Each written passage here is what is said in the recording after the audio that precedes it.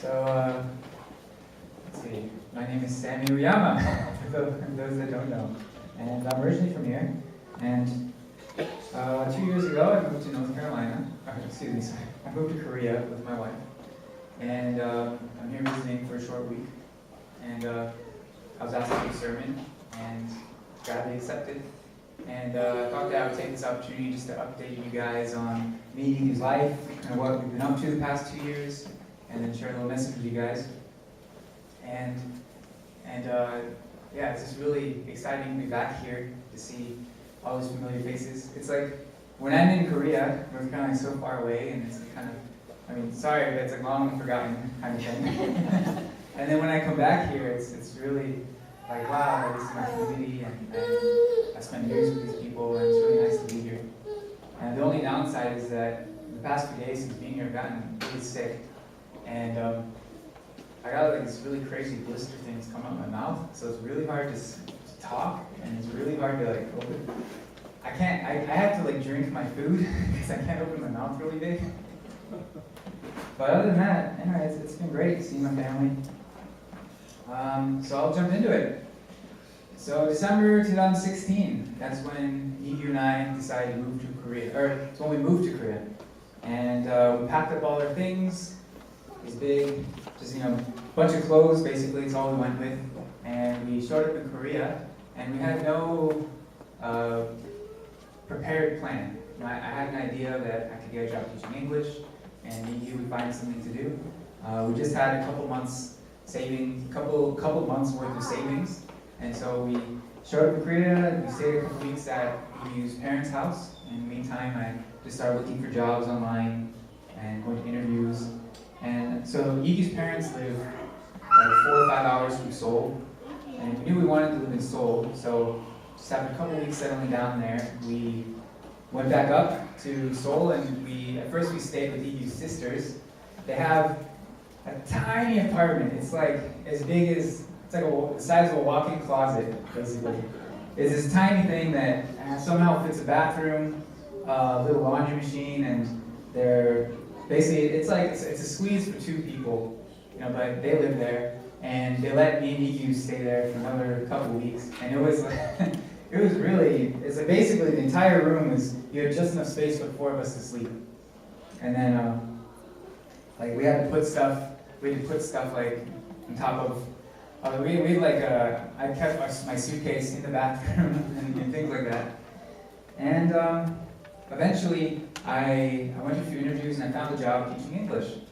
And that's what I did initially, and once I had a job secured, then we felt comfortable. Also, we were looking for somewhere to live at the time, scouting out apartments.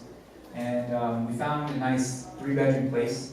And so we actually, in the beginning, all 4 of us, so me, you, and her 2 sisters, we moved to this place together. And we had a room, and they each had their own bedroom. And we lived like that for about a year. And everyone was working. I was getting used to my job. Iggy had also found a job, English related, and teaching English to people. And then, that was our life. And during that time, I got into cycling at the time. Seoul's really nice. They got bike paths everywhere, and they got like the river that goes through the middle of the city, so they have like a dedicated bike path. And so I got really into that, and I put a lot of miles on my bike. I've crashed my bike also, and banged myself up a lot. And then Iggy and I, we've done a lot of fun stuff over the past 2 years together.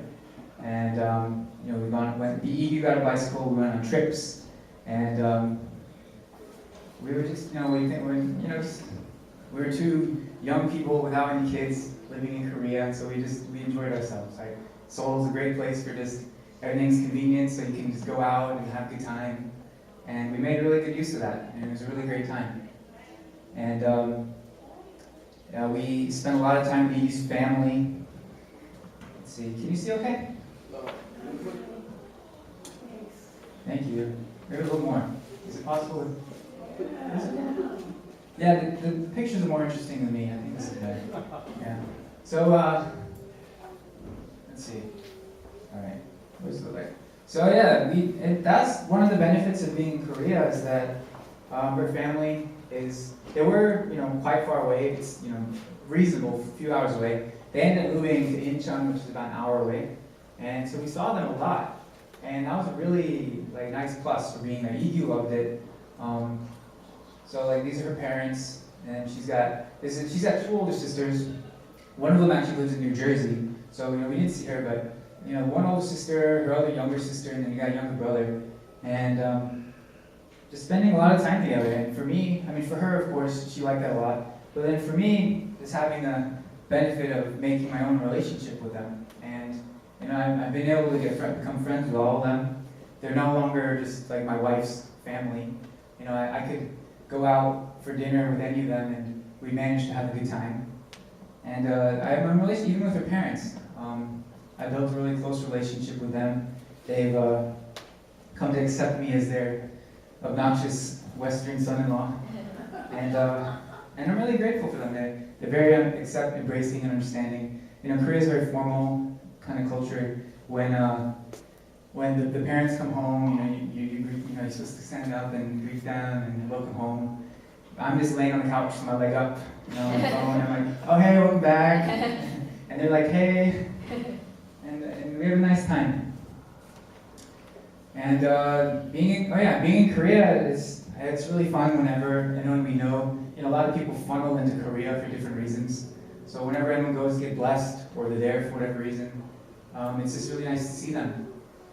Like seeing Insun and Corey get blessed, seeing Masha get blessed, seeing Koki get blessed. And then Joe, you guys remember Joe?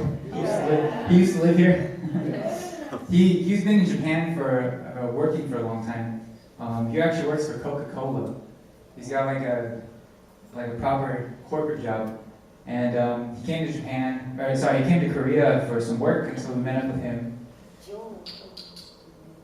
And what else? I guess that's a nutshell version of that's a nutshell version of my life.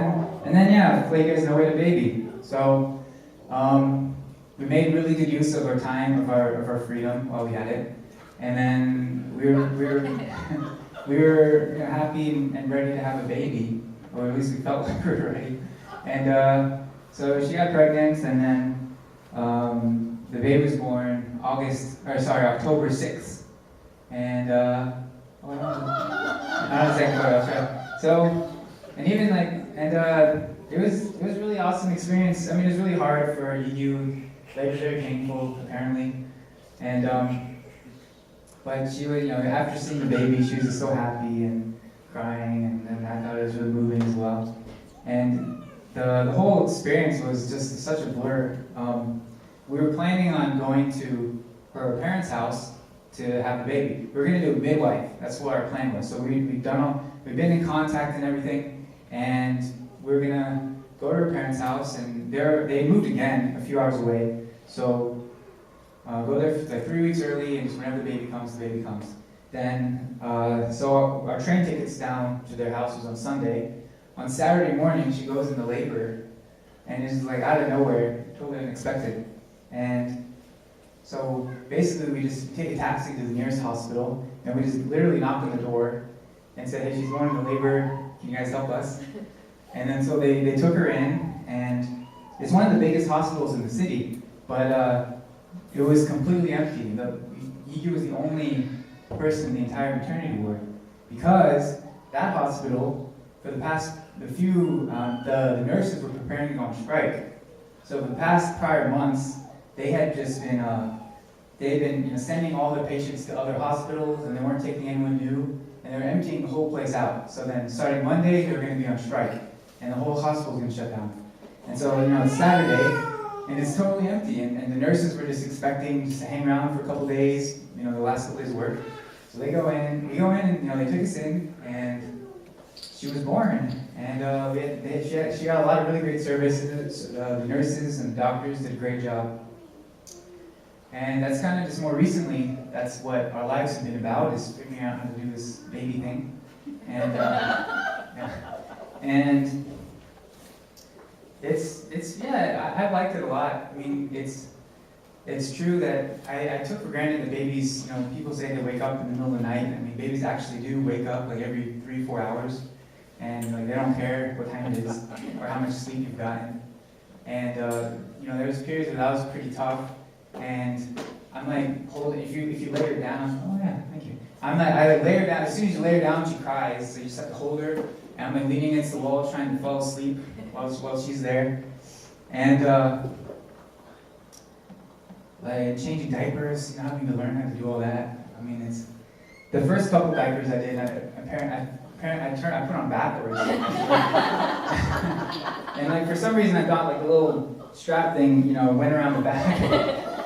And so I did it twice. I did it one time, and then EU was like, oh, he just made a mistake, I'll just leave it. And I did it the second time, and she's like, okay, I need to tell him. I need to talk to him about this. So she showed me how to do it. And in the very beginning, I was like super nervous. It seemed so fragile. And I got the courage to find, the umbilical cord, it's like still there. And like, I didn't want to touch it. So okay, I'll start changing the diapers once that falls off. And then first I was like, okay, pee, I can change pee diapers, poo, I have no idea how to handle it. And then, so I did that, and then eventually I got the confidence to figure out how to clean a butt and everything. Little by little, I started learning, and then I feel fairly confident now. And EU, she's a super mom. I'm really amazed, like how well she's taken on being a mom, and she does a really great job, and she likes it a lot. And so our baby's like 3.5 months now, and she's finally got some strength in her neck, so it's a lot easier to hold her. And then you used to have to hold her neck completely, and then it got to the point where she'd bobble around a little bit, and then it got to the point where she could kind of hold it up, and then when she got tired, her head would just fall like this. And what else? Then she's starting to be able to hold things. Yeah. Anyway, so my favorite thing to do is, I've got a billion photos of babies on my phone now, and my favorite kind of photo is to take her of her crying. Actually, so I just think she looks really cute, and I think it's a good memory of kind of more the reality when they're a baby. So I have a collection of photos of her crying, and let's see, this different. Yeah. Even her noise when she's crying, it's just adorable. It's like a little squeaky toy. Yeah.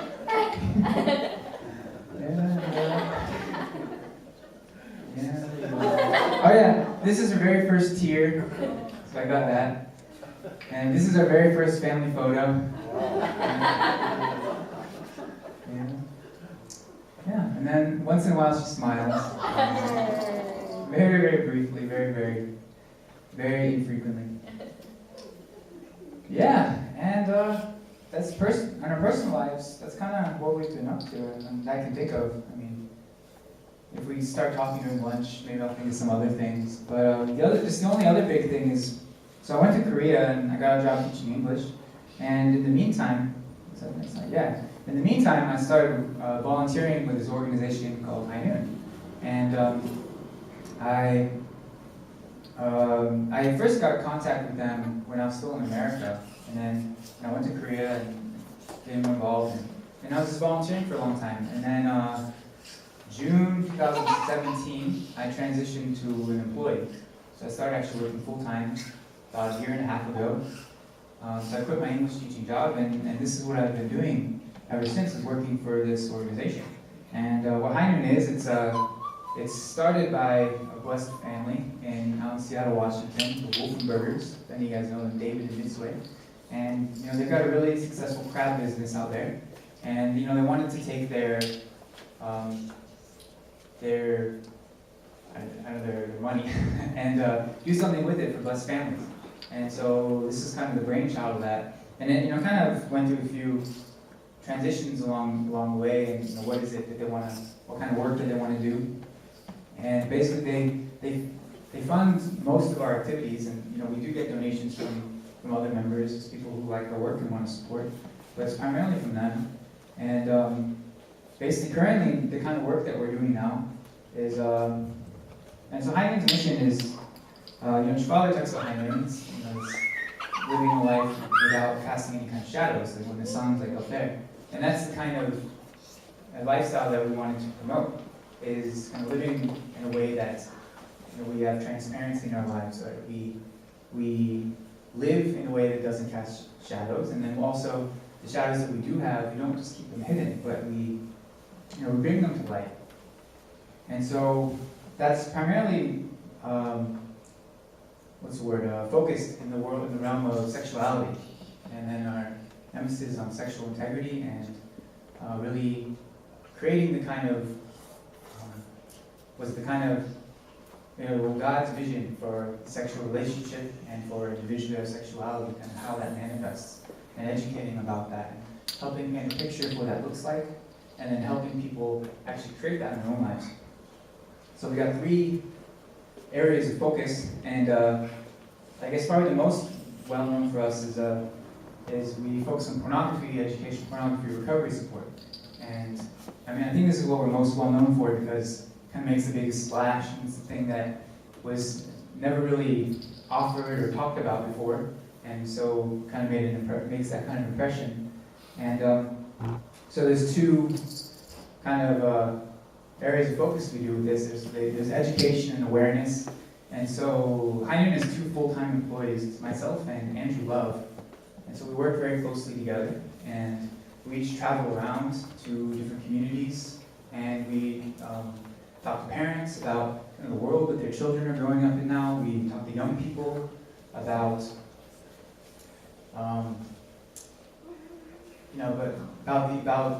these topics of pornography and just the kind of things that they're dealing with that they've never really received any education on. It's kind of just don't do it, don't look, don't ask, don't hear. And it's really a mixed message that they get from their friends at school or what they learn online. And so kind of bringing some perspective and making this a topic that they actually feel comfortable to ask questions about and to talk about and to learn about. And then so that's one thing. So we travel a lot. Andrew just came back from Argentina. Last week I came back from, 2 weeks ago I came back from Australia myself. And then why I'm in America actually is we're doing an event in San Francisco this upcoming weekend. And so coming all the way to America, so I threw in a little visit home while I was here. And then the other side of that is, so not just awareness and talking about it, but most of our emphasis is on recovery support. And so we created like a curriculum to help individuals kind of overcome their pornography use. And so we've got like an online component, we've got like a lesson component, we do like a group support where people meet once a week and they can check in with each other and how's it going, and just a place where they can be really honest. And so we do this for our whole church community. We do this for young men, we do this for elder men, we do this for women. We have this in multiple languages. We have groups in Germany, in England, in Japan, and Korea, and America. And so this is where we put a lot of our focus, is trying to create this kind of support and resources for people. And the other thing we do is marriage support, marriage enrichment. And so this is actually the very first project that the Wolfenberger started. It's called Energize Retreat, which is like a weekend workshop for blessed couples. They come together, have a really nice time, and get like a lush kind of treatment. The church members are really used to making a lot of sacrifice and sleeping on the floor and doing really uncomfortable things. So they wanted to create something where people could receive something really nice. And you come in and your couple has your own room, and there's like a little gift bag on the bed waiting for you. And throughout the weekend, they do just marriage enrichment, like education on communication, on how to just give them time to invest in their relationship together. And this whole program was put together by there's groups of church members that work as professional marriage counselors. And so they just took what they've learned in their field and through their work, and in order to put this really nice program together. And so right now it's just run by a few young couples, and they run the whole thing. And it's still really popular. Some of you have attended, I'd imagine. The last one, they just did one in December in Pennsylvania. I think Pennsylvania, in the Pocono somewhere. And then I think they've got another one on the West Coast coming up in a few months. And then the newest project we're doing, and also inside of marriage enrichment is, so sex is like our big focus, and so the world of heavenly intimacy. And so that's something that the Wolf Murderers are very passionate about, is helping blessed couples, giving them the tools they need to have really fulfilling and really like a sexual relationship that they really enjoy to both sides, the husband and the wife. And so it's something that they educate on a lot, and they've created like video series for couples to watch together. And then School of Love is our newest thing. What that is it's a sex education curriculum for parents to be able to teach their children about sex. And we saw a need for this because it was just such an empty void. Right? It was just the only place that young people learn anything about sex is they get like an hour in 5th grade, maybe something in middle school, and then whatever they learn from their friends and just from YouTube and just wherever growing up, right? And that's like people's impression of sex. And it's meant to be this thing that is really, got like something super important, but there's like no guidance on it. And so, but where people get stuck is that, the parents are like, I have no idea, like, what, where to even start, right? And so, we wanted to create something that could help parents do that, give them confidence that, to know what kind of conversations to have, how to respond to certain questions, and allow it to be something that's like, starting from a young age, that, in an appropriate way, you talk about these kind of issues, and as children grow, then it's just a natural thing that their parents are the first people they go to when they want to know about these kind of topics. And it's just really different for me growing up. Like, my parents, they never taught me anything about sex. And I learned from other friends, my friend was a 13-year-old, I was 12 at the time. It's like a 13-year-old kid teaching a 12-year-old everything about sex, right? And it's like, let me tell you how, let me talk to you straight, right? That's, you get all kinds of misconceptions, and for years, that was just like what I understood about sex. So that's in the works, that last one, and so each of these different projects have different, people involved in them, and I work mostly in the bottom one, but also I oversee kind of these other ones as well, and if there's anything that they need and like resources and things like that, and I try to help people do really good at what they're doing. So just doing this kind of work has brought us all over the place. I give a lot of lectures in Korea. And then we went to Thailand even, spoke to members. This is us in Taiwan. This is us in Japan. This is in California. Do you have a translator, or it's all in English, or? In Korea, I have a dedicated assistant in Korea. Her name is Igyu. So she comes with me, and she translates for me when we do lectures in Korea. And when we go to these other places, we just, one of the members gets assigned as a translator. And so I usually meet with them beforehand and go over the slides and help them kind of get familiar with the material. And I've done it, so we've gotten really good at speaking with a translator. It's like knowing what translates well and what pace to go at. It's taken a lot of practice. We've gotten there. And last September we held our own summit in Korea, like a Heinz summit, and a lot of people came from members from all around the world. A lot of Korean leadership came, and this is a really big deal for us because High Noon, it's not like an official church organization, or in Korea, the way to put it, High Noon is not a providential organization.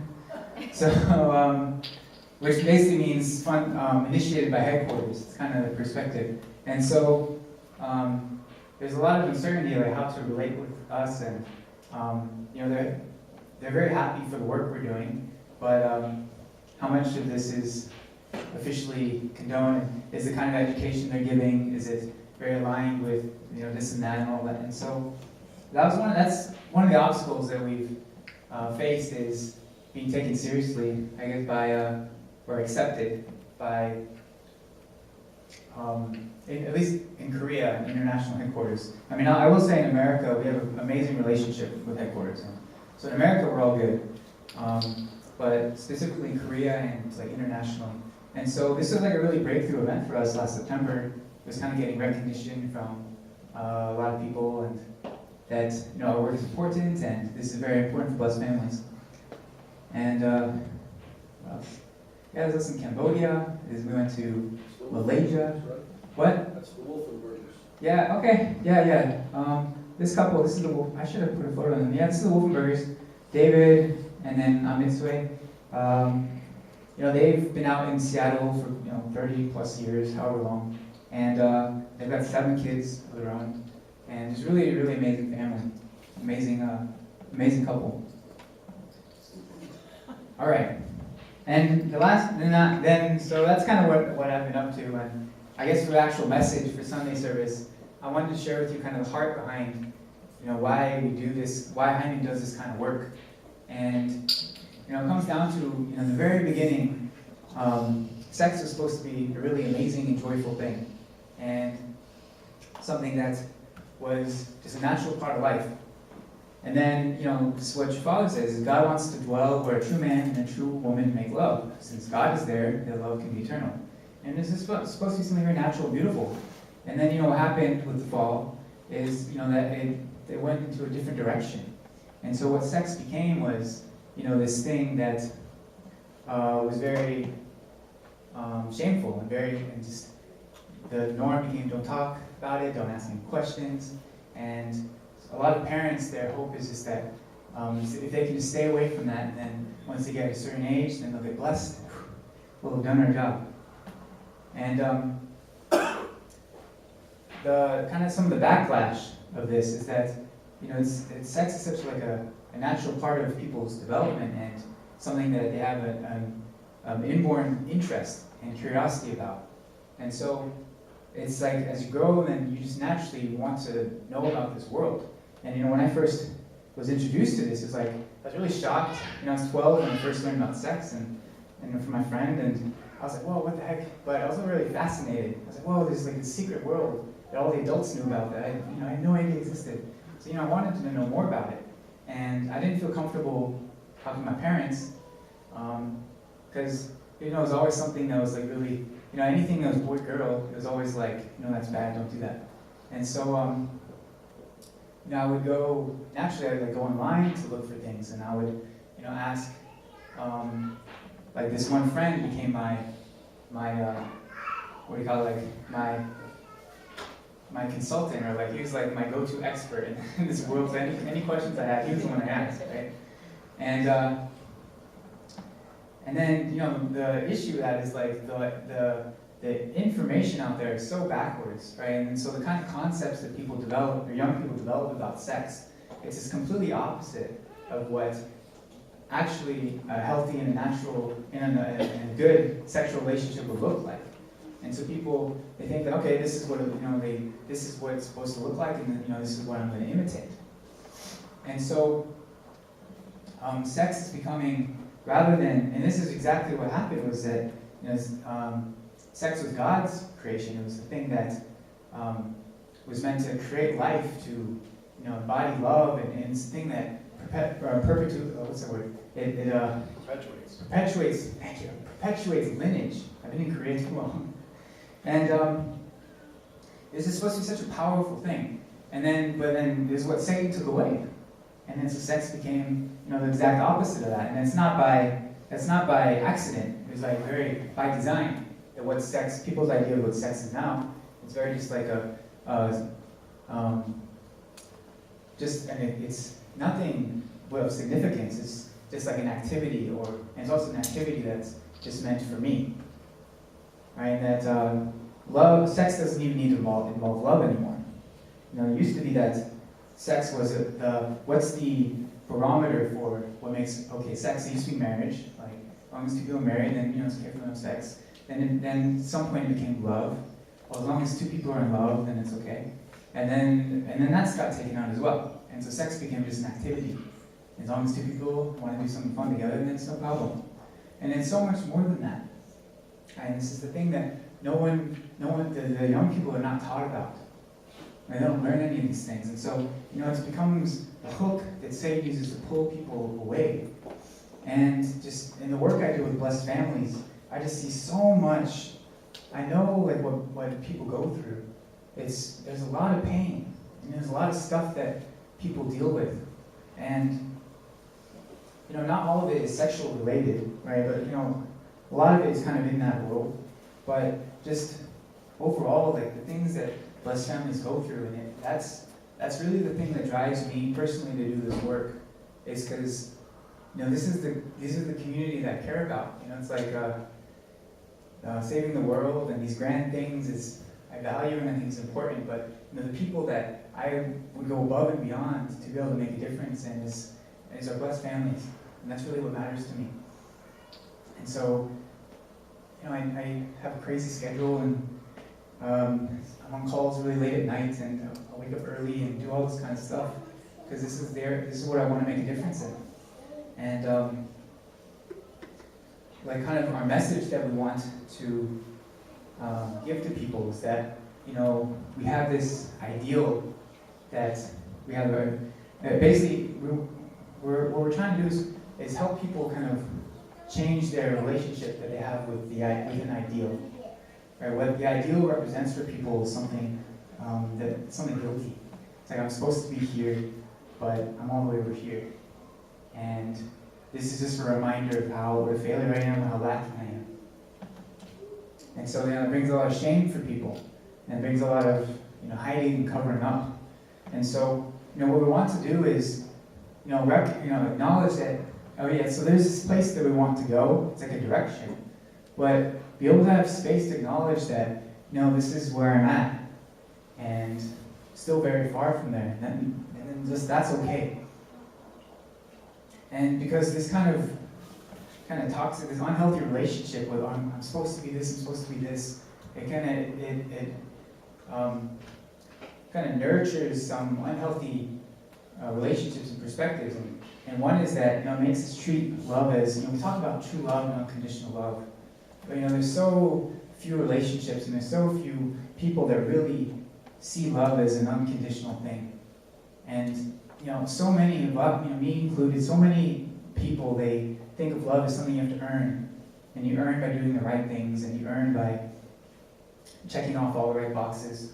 And as long as you fulfill all the requirements, then people will accept you, people will love you. And so what this does is that this feeling of like, okay, I need to earn something. What it does is we naturally have this inclination to cover up our inadequacies, right? Because these are the things that we see as unlovable about ourselves. If people saw these, then they'd be shocked. They wouldn't accept me. You know, they'd be just disappointed, whatever it is, right? So because of that, we never experience love as something unconditional. Because always, you know, people can say over and over again, "I love you. You know, thank you so much. I really appreciate you." And they may really mean it even, but always, we can never really hear it, because always in the back of our minds is this question of, if you say that and you feel that, but if you really knew what was going on, would you really feel that way? You know, would you still accept me? You know, this creates a barrier between people and other people. And this creates a barrier inside relationships. And it's a distance we're never able to experience. And what does that real kind of unconditional love feel like?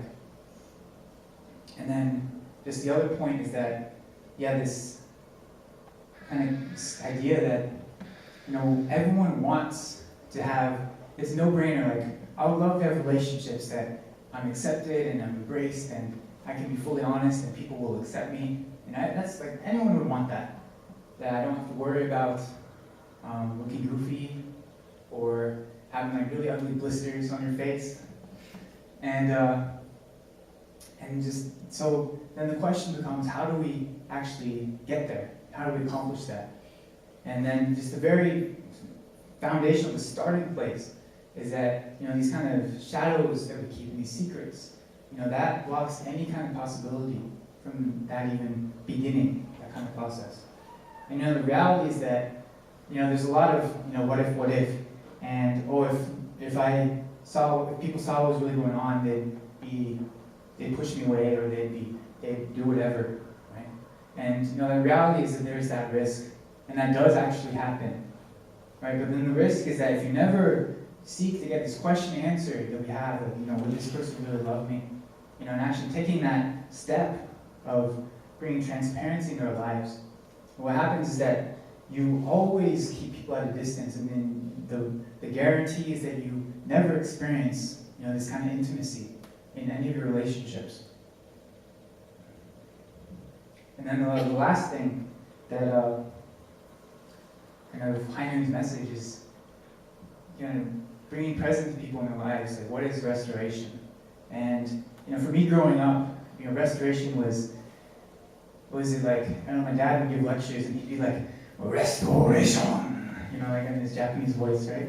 And then he'd go on about Noah and Abraham, and for me growing up, restoration was always something really far away, something really boring and gross and suffering, and I didn't want anything to do with it. And the reality is restoration is something that it's a gift that we can experience in our lives, and what it is, it's God's way of, God doesn't demand perfection from us, and that we have to walk a perfect straight line, and then if we mess up, then we've lost all our chances, and it's gone forever. Restoration is this process that God created for us to, we mess up and we can come back. The idea of being restored is that you come back to something, your original starting place, your original value. And that's this amazing gift that God gives. Right? And so it's not this expectation to always do things right. But to strive for this for this goal or whatever, this thing. And then acknowledge when we mess up along the way, and we can always come back to the center and keep going. Right? And I know that, families, they've got a lot of this to do. I mean, it's like there's no such thing as a perfect family. I've seen over and over again that every family, they've got stuff that they need to work through. Right? I get that, especially how much work that is and how difficult that is. And just as Heinen, what we want to do is those things the families have to go through, for them to feel that it's not something they have to go through by themselves, right? Just they're isolated alone in their family. But that, ideally, we're able to create the next level. That is able, there's a collection of blessed families that are really connected to one another's lives and actually support each other and can have this kind of embrace and acceptance of one another. And the next level of that is actually have a community that's able to create this kind of atmosphere. And then this is something of substance. This is something that it's not, that you don't find places. This is the kind of thing that people would naturally want to invite and bring people into. Right? And so and this is kind of the heart of what we're doing, and what Andrew and I would go around talking to, and the root of that is kind of sexuality, we believe. And that's really the root of the way the world is, and that's the area of focus that we want to work on restoring and bringing back to the origin place. So yeah, that's what I've been up to the past 2 years, and I'm back here, and it's really great to see you guys. Thank you.